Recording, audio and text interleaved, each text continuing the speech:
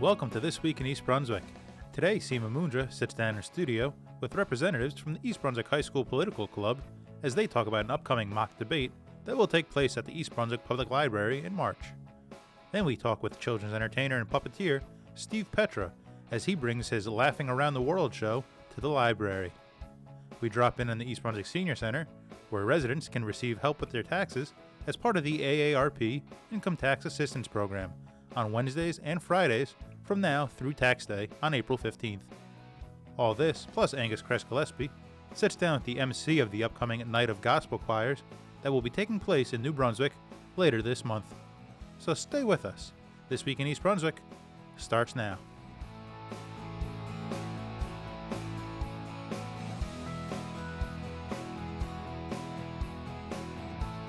Hello everyone, my name is Seema Mundra and I would like to invite all of you to a lively debate, Elect Me, that will be held on Sunday, March 20th from 2 p.m. till 5 p.m. at the East Brunswick Public Library. This debate is organized by the Political Club of East Brunswick High School, interested in educating and informing students on various political issues and advancing the understanding of governance. This debate is sponsored by the East Brunswick Public Library and Agraj Seva Kendra, a non-profit organization that is interested in promoting youth leadership, fostering civic engagement, and building community spirit. Presidential election politics dominate our airwaves, newspapers, and conversations today. So it is quite appropriate that our youth engage in a serious discussion about the future of our country and the role they will play in creating a more perfect union. I have with me in the studio Dennis Cherian, President of the Political Club, Aditya Parthasarathi, and Jonah Aguilar of East Brunswick High School to tell us more about the upcoming debate. Welcome to all of you. Thank you. Thank you. Good to be here. I'm very excited about this debate on March 20th, but before we start talking about the event, Dennis, tell me a little bit more about the vision of the Political Club.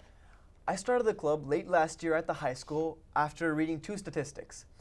One, only about 25% of young people can name their state senator, or one of those senators, and two, only about 21% of New Jersey residents actually voted in the previous election. This is the greatest state in the greatest country on earth, and yet you only have 21% of the residents deciding which direction the state's going to go in. The goal of the Political Club is to, number one, teach students more about politics in a nonpartisan way, and number two, to provide them with hands-on experience in the political arena. When you have experience and you have education, then you're naturally going to see some of these numbers start to rise again, and the future of the nation will be better for it. Lofty goals indeed. I like that. I think that's a very good way to create awareness about our governance, about the way politics works in our country. So how many members do you have in your club, and what kind of activities do you plan for them? So attending our meetings, we have approximately 80 members, but that's not counting the additional members that we have attending our events that are outside of school, our more interactive ones that we primarily focus on, such as going to a speech rally, Governor Christie's, in fact, at Asbury Park, where we receive free tickets to go. That sounds really interesting. It's a very sort of nice way of being able to connect with politics and make it real for the members. So you're planning a big debate on March 20th. And why this debate now? Most students understand how important presidential elections are, but they never really get to actively participate in them. But organizing this debate on March 20th, we hope to bridge the gap between passively observing and actively participating in the new political era that we've entered. When students research their own policies and issues, we hope that they'll learn to support candidates based on their merits and their opinions rather than their looks and their stigma. That sounds like a really good goal to have for this debate. Certainly, we want to discuss issues. This is really a hot topic in every household right now. So who will be participating in this debate? So we plan for approximately 9 students to go up and deliver each of their platforms, and we're going to evenly divide it between parties. So 3 Republicans, 3 Democrats, and also 3 independents. So let me be clear, they're not impersonating current presidential candidates. They are their own candidates. They have their own views, and they're going to share some of their ideas. I think that's really neat. I think that's going to make the debate really interesting. So what is going to be the format of the debate, Dennis? Well, it's going to be very similar to the debates that you've seen on TV, with one major exception. We're going to have an emphasis on coming up with solutions, and a lot of the debates you've seen on TV have an emphasis on restating the problem. Now, just to summarize, about the 9 students, they're going to go on stage and give a brief introduction about themselves. They're going to talk about their platform a little bit. Then they're going to answer questions from the audience, the judges, and the other candidates. Finally, they'll give a quick closing statement, and we're going to hand out the awards. That sounds like a really good format for this debate. Everybody gets a chance to talk.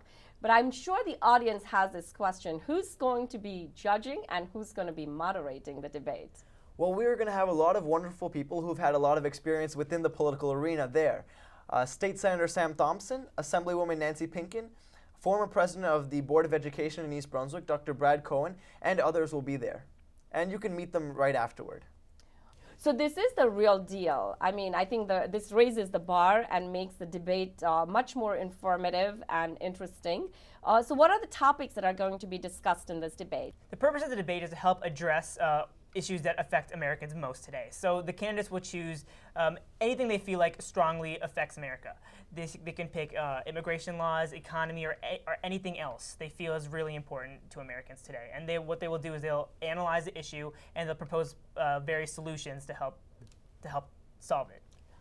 So the important question is, will the audience be able to take part in this and ask questions? Yes, the audience will play a humongous role in this debate. They can be able to ask questions and also ask student volunteers to fact check some things that they've heard from the contestants.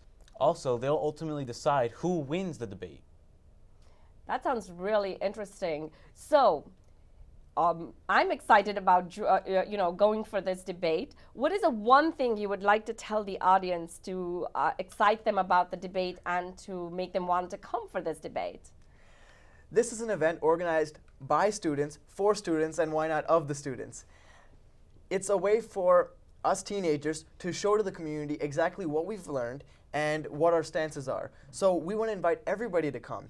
It's a completely free event. Refreshments will be provided there, and it's going to be a memory that you're going to keep for years to come.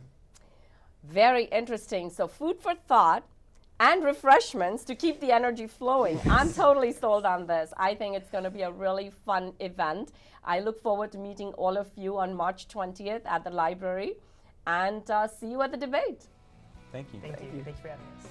So to all those out there listening to me, whether you identify as Republicans, Democrats, or Independents, plan on attending this thought-provoking debate to encourage our youth who are seriously exploring ideas that they believe will continue making America the great land of opportunities for future generations.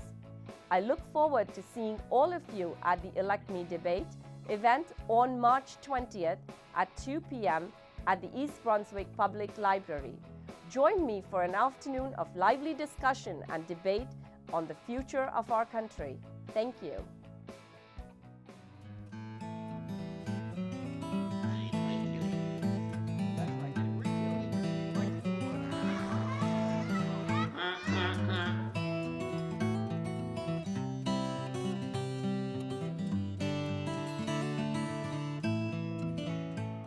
Hi, I'm Steve Petra.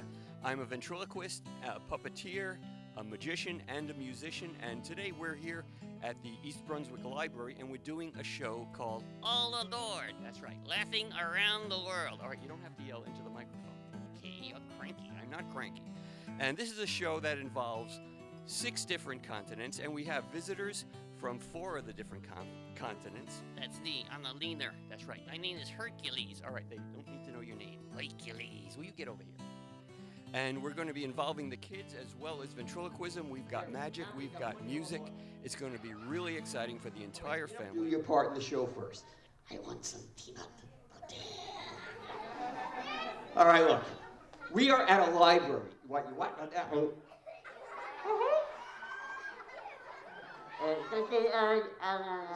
All right, now, Yolanda. Yep. Give me Consuelo. You? Yeah. No, aquí Consuelo. No, I'm going to put her back in the box. No, aquí Consuelo. You have to listen to me. I don't listen to monkeys. Give me. Consuelo goes in the box. That's it. Now, here's what we're going to do. Tell me, Grandma. You're starting to look like a hairy monkey. You should get a makeover. Grandma, I am not getting a makeover, okay? Oh, and you know what else? What?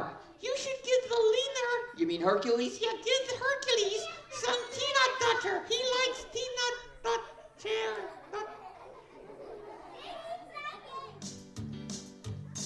When we find a lake with lots of trees, flamingos land carefully, 'cause sometimes hiding in a tree is a hairy, scary monkey. What? He's hairy. No. He's scary. Come on. He goes ooh ooh when he looks at you. He's hairy. He's scary. He goes ooh ooh when he looks at you. Come on, everybody sing. He's hairy. He's scary. He goes ooh ooh when he looks at you. When you see this costume, you'll realize why he is the boss of the circus. There we go. I'm gonna take my picture. Guy back there is taking my picture. Look at that. Ha ha! It doesn't get any better. And people are pointing. I'm so amazing. They're pointing. They're What? There's a who? Oh no! Okay, let's try that. Okay, I'm gonna need you to count to 3. Everyone, take a deep breath. Let's count to 3. 1. Oh, I'm done. What did I say? You said I am bald. I am not bald. Now, if you can tell me where it is, I will let you have it, but keep in mind one thing. What's that, Steve? This is my last jar of peanut butter. Your last one? That's right. My wife let me take it from home. It's the last jar of peanut butter. So don't make a mistake, because under either this can Yeah. or this can is the peanut butter. If you can smell, without looking, just smell and tell me which one has the peanut butter, I'll let you have the peanut butter. Let me see.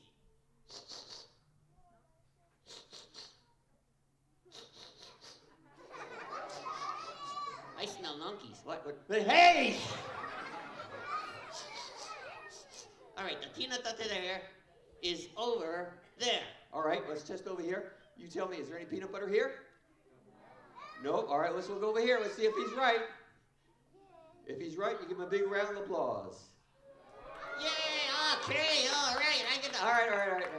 So now that we know That's right, we know. that the peanut butter is right over there. No, Steve, it's over here. No. We just saw it. It's right over here. No, Steve, it's over here. Look, everybody saw the peanut butter. It's right here, okay? What's the matter with you? What? Hey. I told you, it's over here. Why don't you listen to me? You never listen to me. Your wife is right.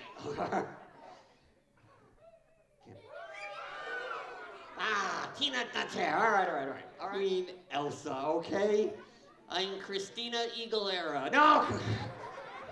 All right, get rid of that. Hey, you ruined my makeover.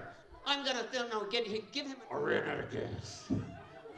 And they have 4 paws, but the paws are not the same. Their front paws, hey, be careful there, have 5 toes. 1, 2, 3. You have to realize that you were a tiger. I am a tiger. You were a tough guy. I'm a tough guy. You're not a baby. I'm a baby. No, you're a tough guy. I'm a tough guy. You are not a baby. And other things that I do, I'm a school assembly show performer. I have school assemblies in science, math, and reading that are on my website. STEVE Petra.com. Thank you. You're very good at this. And as soon as the people get in here, we are going to have as much fun as is allowable by law in the state of New Jersey. And then a little bit extra. That's right.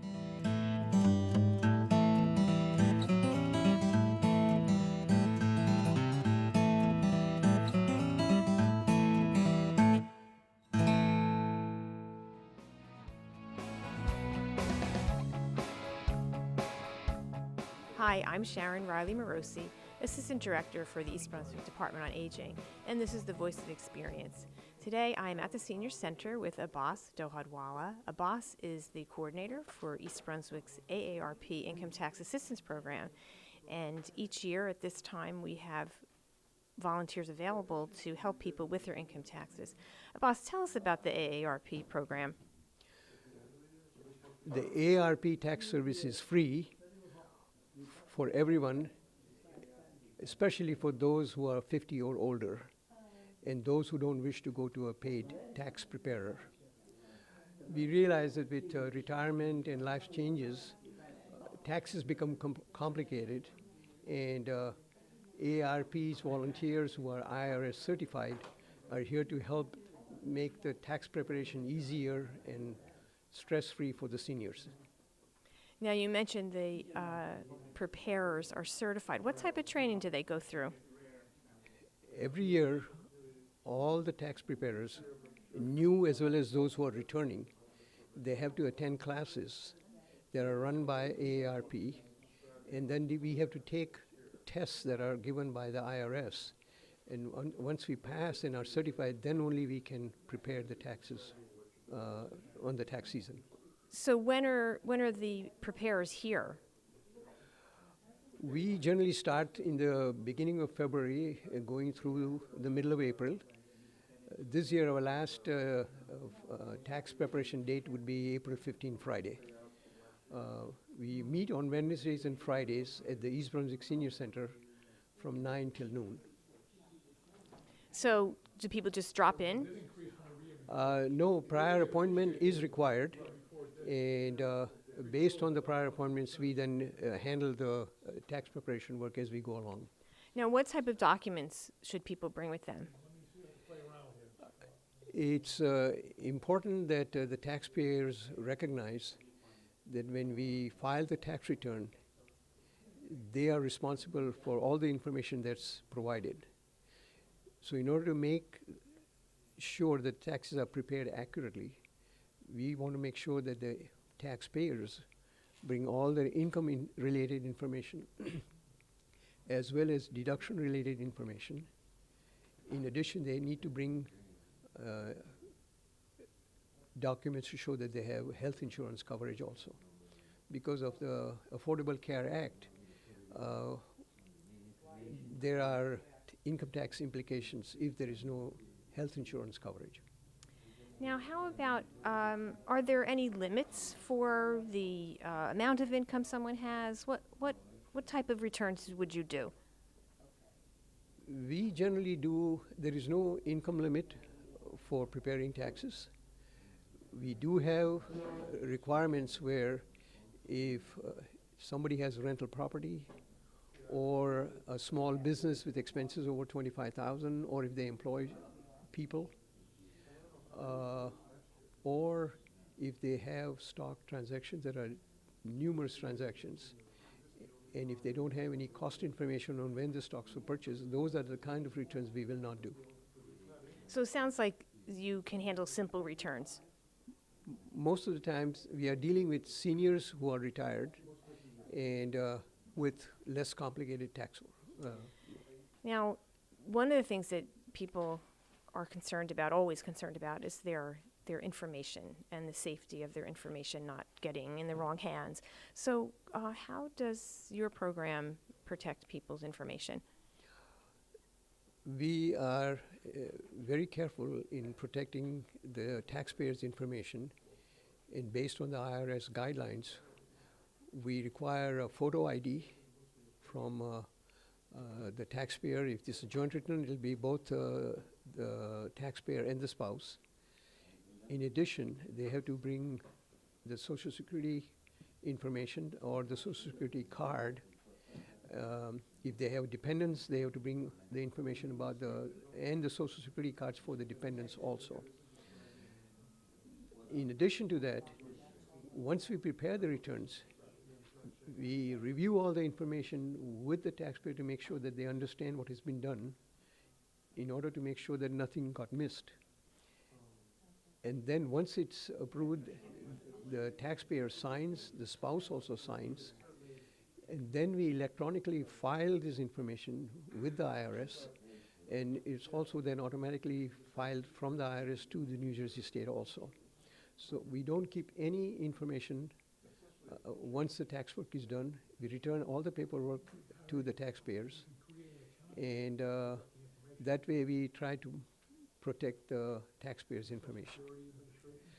We also get questions off and on about should we be filing or should we not file, because our income is at a lower level. And what again the IRS recommends is that you file your tax return, because there are people who fraudulently file tax returns with stolen Social Security information and so on. So to protect yourself, it is better to file the tax return even if you don't owe any taxes. Now, boss, in just a couple of weeks, people are going to start to receive their property tax reimbursement forms. Is that something that the income tax preparers can help with? Yeah, traditionally we have been doing the senior freeze or the PTR returns for the seniors in East Brunswick, and we will continue to do so this year also. Yeah. Yes. Well, I know that this is the Income Tax Assistance Program is our longest running program here in the Department on Aging.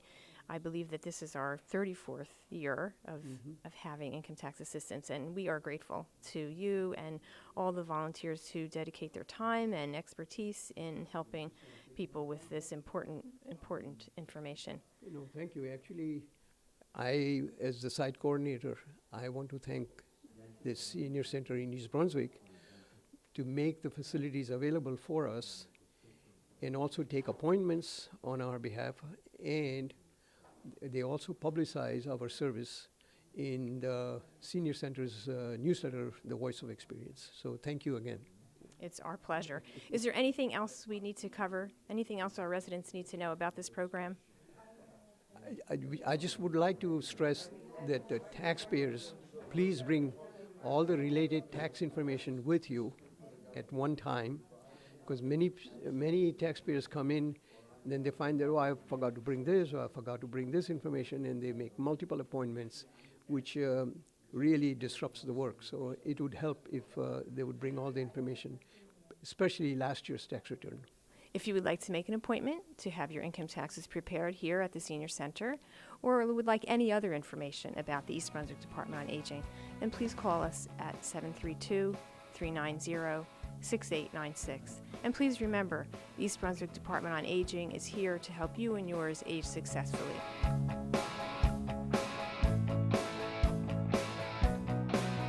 There's going to be a big gospel concert. It's coming February 27th, Saturday night, at the Voorhees Chapel on the Douglas campus of Rutgers University, just off George Street in New Brunswick. It's going to be Saturday, February 27th. Starts at 7 p.m. and it's the Voorhees Chapel. And we have with us here in the studio the MC of the event, Pastor Lumsey. Can you tell us a little bit about this event, starting perhaps with your own church's participation? Yes, Mount Calvary Missionary Community Choir will be there participating. I think this is our 3rd or 4th year, but the Lumsey sisters, we've been there down through the years, almost conception of this big concert that we have every year. It's such a celebration, and our people are excited. Our church is excited about coming, and we just know that it's going to be the best ever. Have you been practicing? Very much so. Yes, yes. And if there's one song that the Mount Calvary is known for, what would that be? The one song I would say, I Met Jesus in the Lonesome Valley. It's an old Negro spiritual, and most likely we'll be doing that song. Old time. Yeah, old time. Yeah. But we will end up with Amazing Grace. And everybody will participate. Everybody will participate.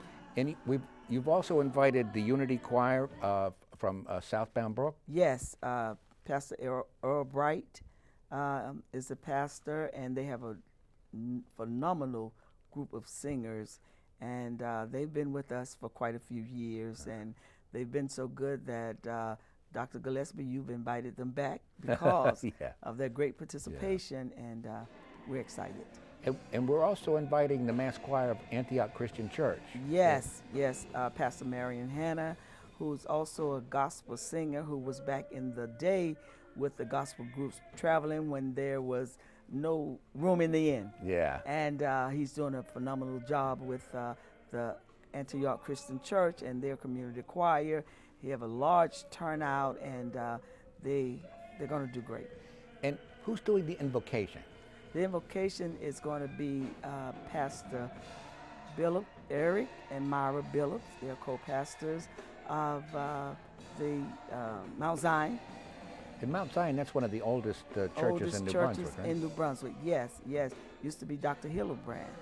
And they're doing a wonderful job down there, and they will be doing the invocation for us that day, that evening. Now, I understand the program is basically funded by the American Studies Department of Rutgers University, but this year there's been a special supplementary grant from the Middlesex County Cultural and Heritage Commission. Amen. Which enabled us to employ a headliner. Can you tell us a little bit about our headliner? Our headliner will be Jay Cardwell and the Gospel Ambassadors, and they're from Wilmington, Delaware. Wonderful singers. He's a little short man with a voice box that will blow you away. He's anointed to sing. He sings a variety of songs, so he will be entertaining the older group, the middle, and the babies. He does a wonderful job, and at the end, he takes his shoes off and demands that the audience take their shoes off, and he dances around. So it's going to be exciting. And he leaves the stage, the proscenium stage, and he gets out among the audience. In the audience. Yes, he does. And I've seen him, he kisses the babies, he hugs the women, he shakes hands with the men. It's electrifying. It is, and everybody loves him because he's a people person, and he has a spirit that grows on you, and he's just a wonderful person. And one of his signature songs is Till We Meet Again. Yes. Which is a very powerful song because it's really about death, is it not? Well, see, there's a history behind that song. There's a story that he was singing in Chicago, and he'll probably tell us about that. He was singing in Chicago on stage, had a massive heart attack. And they took him from the stage to the hospital in Chicago. He lives in Delaware, but they took him from the stage to the hospital, and he thought he would never make it through. So the group members came in to say their last goodbyes to him. And that song was birthed from that experience. Yes. And I think while he was, in effect, on his deathbed in Chicago, he promised the Lord that if the Lord were to spare him this time, he would devote his life to serving the Lord. And has he? Yeah. Yes, he has. He has. Yes. And don't worry about getting a ride to the chapel because there's not a lot of parking there. We have a bus. Tell them about that. Yeah. The parking is right behind the Douglas Student Center, lot number 70, and we have signs to direct you there. Yes. And although it's 2 blocks away, we have a shuttle bus going back and forth between the lot and the church. That's how important it is that you be there. Yeah. Is that right? Yeah, and being elderly or disabled is not an excuse. No excuse. Okay. So I think we're all looking forward to this. Saturday, February 27th, Voorhees Chapel, Rutgers University, right off George Street in downtown New Brunswick. Saturday, February 27th, starting promptly at 7 p.m. So hope to see you there.